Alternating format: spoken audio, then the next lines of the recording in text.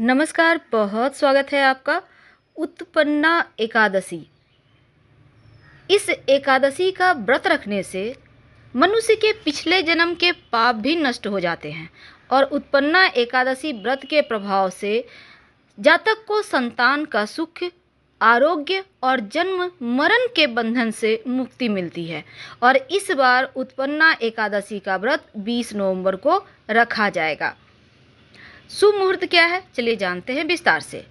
साल भर में कुल 24 एकादशी का व्रत पढ़ते हैं और सभी एकादशियों के नाम और महत्व भी अलग है। लेकिन जब किसी व्यक्ति को एकादशी व्रत रखना होता है तो वो किसी भी शुक्ल पक्ष की एकादशी का व्रत की शुरुआत कर सकता है। लेकिन वास्तव में देखिए, उत्पन्ना एकादशी के व्रत से अगर आप एकादशी व्रत की शुरुआत करें तो सर्वोत्तम मानी जाती है। शुभ मुहूर्त क्या है? 19 नवंबर को सुबह 10:29 से 20 नवंबर को सुबह 10:41 तक एकादशी तिथि रहेगी और एकादशी के व्रत का पारण 21 नवंबर को सुबह 6:40 से सुबह 8:47 के बीच किया जाएगा और व्रत आप 20 नवंबर को रखेंगे। सभी व्रतों में सर्वाधिक महत्व एकादशी व्रत का है और एकादशी का व्रत अगर नियमित रूप से रखें तो मन की चंचलता समाप्त होती है, धन आरोग्य की प्राप्ति होती है, हार्मोनल समस्या भी समाप्त होती है, मन की समस्या समाप्त होती है। तो इस व्रत को रखने से हर तरह की मुश्किलों से आप बच सकते हैं। पूजा विधि क्या है? देखिए, एकादशी तिथि के दिन ब्रह्म मुहूर्त में उठकर सबसे पहले व्रत का संकल्प लें। नित्य क्रियाओं से निपटने के बाद आप भगवान की पूजा करें, कथा सुने, पूरे दिन व्रत करें और बुरे कर्म ना करें। हालांकि पापी दुष्ट व्यक्ति की संगत से भी आपको बचना चाहिए और जाने अनजाने हुई गलतियों के लिए श्री हरि से क्षमा मांगना चाहिए। द्वादशी के दिन किसी ब्राह्मण को भोजन कराएं, दान दक्षिणा देकर अपने व्रत का समाप्त करें या उसके बाद पारण करें। नियम क्या है? देखिए, व्रत दो तरह से रखा जाता है, एक तो फलाहार करके, दूसरा लिक्विड डाइट यानी कि जल ग्रहण करके। तो निर्जल व्रत आपको स्वस्थ, जो व्यक्ति स्वस्थ हैं उनको ही रखना है, नहीं तो आप फल खाकर या लिक्विड डाइट पर रख सकते हैं।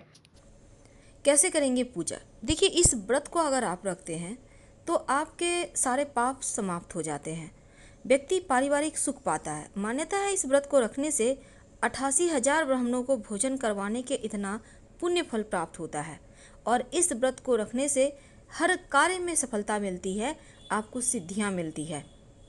भगवान श्री हरि विष्णु की इस दिन विधि विधान से पूजा की जाएगी और जीवन की हर मुश्किलों से बाहर निकालने के लिए आपको रास्ता बताएगी।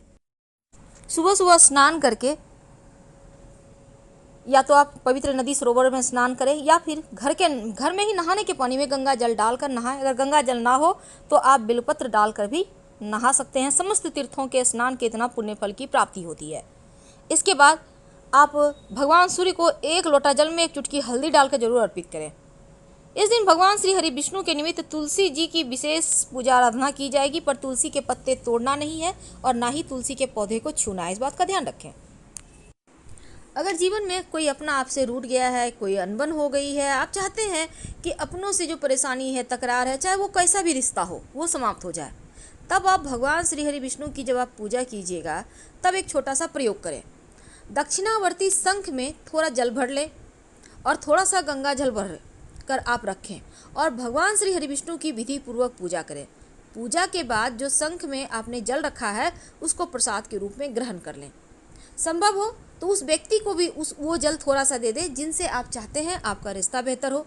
ऐसा करने से आपके अनबन समाप्त हो जाएंगे और रिश्ते बेहतर हो जाएंगे। सुख सौभाग्य की प्राप्ति के लिए, अच्छे स्वास्थ्य के लिए तुलसी के पौधे की मिट्टी में जल अर्पित करें। याद रखिए, आप मिट्टी में जल अर्पित करें और जो पास में आपकी मिट्टी गीली हो गई है पौधे के पास, उससे अपना भी तिलक करें, घर के सभी लोगों का तिलक करें। सौभाग्य बढ़ेगा, स्वास्थ्य उत्तम रहेगा और साथ ही थोड़ी सी मिट्टी आप किसी कागज़ की पुड़िया में बांधकर धन स्थान पर रख दें, धन बढ़ता जाएगा। किसी भी तरह का आपके धन को, आपके जीवन की मुश्किलों को नज़र नहीं लगेगा और मुश्किलें समाप्त हो जाएगी। संतान को लेकर अगर आपके जीवन में किसी तरह की समस्या है, परेशानी है, संतान का विवाह चाहते हैं, संतान का करियर के लिए, तब एक छोटा सा काम करें। आप एक पीले रंग का कपड़ा या धागा ले लें उस पर हल्दी के छींटे मारकर भगवान श्री हरि विष्णु को भेंट कर दें। पतला कपड़ा लीजिएगा या आप धागा ले लें आपको। इसके बाद आप संतान के जीवन की समस्या परेशानी समाप्त करने की उनसे प्रार्थना करें। यकीन मानिए संतान के जीवन की हर मुश्किल समाप्त हो जाएगी।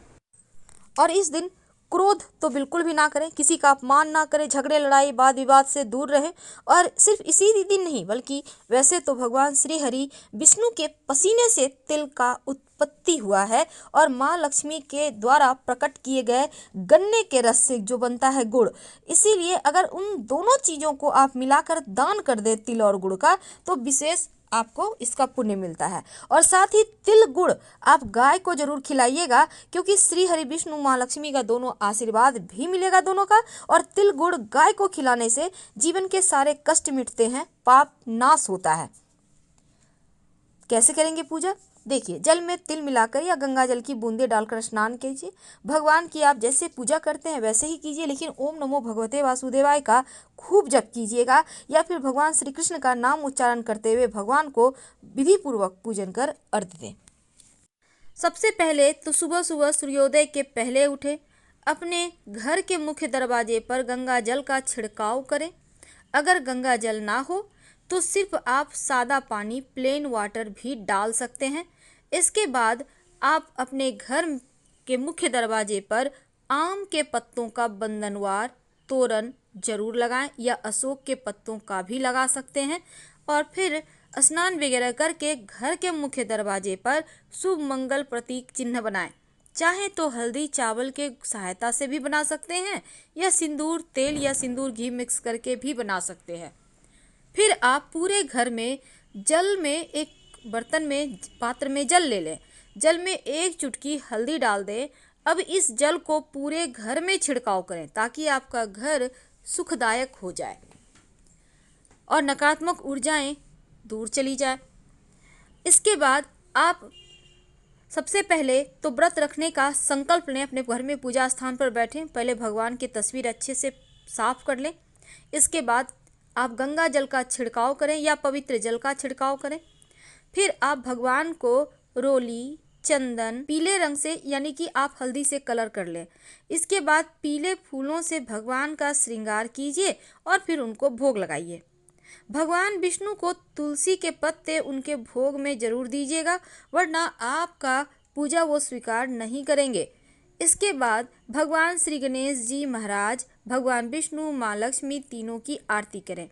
ये था सिंपल तरीका आपके पूजा करने का। तो चाहते हैं कि ऑफिस में आपका दबदबा कायम रहे, तो आप भगवान श्री हरि विष्णु के चरणों में एकांची नारियल एक पीले रंग के कपड़े में लपेटकर आप रख दें और फिर उसको आप अपने ऑफिस में रख दें। आपके जीवन की मुश्किलें समाप्त हो जाएगी। अगर आप चाहते हैं आपका व्यवसाय खूब बढ़े, तब बढ़ोतरी के लिए ओम नमो भगवते नारायणाय, ओम नमो भगवते नारायणाय मंत्र 11 बार बोले और भगवान को पीले पुष्प अर्पित करें। इस प्रकार सारे पुष्प एक एक बार मंत्र बोलते जाए और चढ़ाते जाए।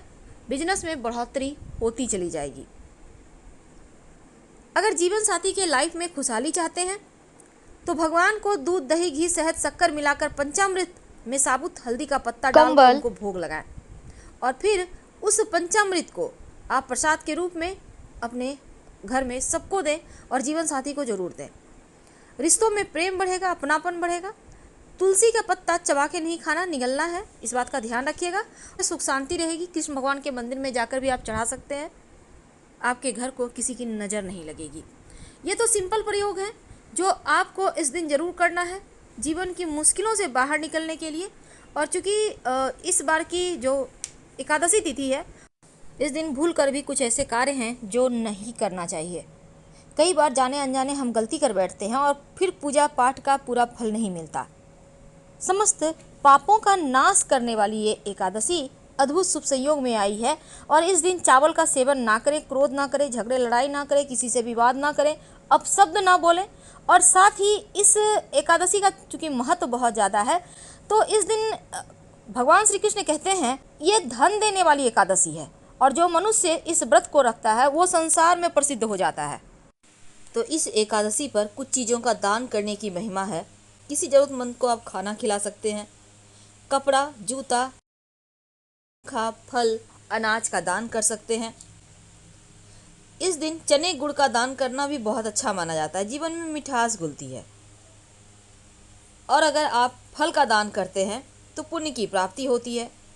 इस दिन तुलसी के नीचे घी का दिया शाम में जरूर जलाया जाता है। इस दिन देखिए, अब सब कुछ दान ही किया जाता है, लेकिन गाय को भी अपने हाथों से तिल और गुड़ जरूर खिलाएं, ताकि जीवन के कष्ट मिटे, मुश्किलों की समाप्ति हो, जीवन में परेशानियां ना आए। इसलिए इस एकादशी तिथि पर आप गाय को अपने हाथों से खिलाएं। अगर अपने हाथ से नहीं भी खिला सकते हैं या उस दिन नहीं जा सकते हैं, कोई बात नहीं, अपने हाथ से निकाल कर साइड में रखें, अगले दिन जाके खिला दीजिएगा। वैसे तो अन्नदान और गोदान करने से इस दिन घर में धन धान्य की कमी नहीं रहती, कर्ज से मुक्ति मिलती है। लेकिन आप चना गुड़ भी गाय को खिला सकते हैं अपने हाथ से। याद रखिए, चना गुड़ या तिल गुड़, दोनों में से कोई भी एक चीज़ चाहे आप तो तीनों ही खिला दें, चना गुड़ तिल सब। हर पाप कटेंगे, हर कष्ट मिटेंगे। हर हर महादेव। हम फिर मिलेंगे।